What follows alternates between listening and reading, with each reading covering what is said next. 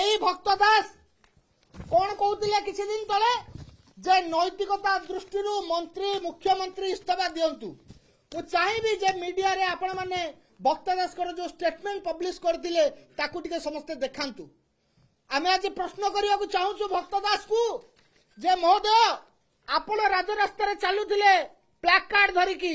ଦାୟୀ କହୁଥିଲେ ସରକାରକୁ ଏ ଘଟଣା ପାଇଁ ଏବଂ गोटे घटना जहाँ फकीर मोहन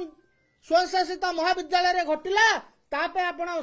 शिक्षा मंत्री मुख्यमंत्री माननीय मुख्यमंत्री आपण इस्तीफा दाबी करथिले। आज जो माने कुशपतलिका पड़ुथिले जो माने इस्तीफा दाबी करथिले जदि से माने निजे बलात्कारी हुंती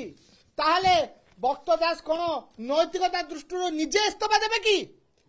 जी अपराधी थिला से अपराधी आमे ताको नियुक्त करनथिलु सेठी से तार से जगह अपराध भिहेबा पछरे हमर कोनोसी प्रकार प्रच्छन्न हाथ नथिला आपण इस्तीफा दाबी करथिले। आपण निजे नियुक्त करिथिबा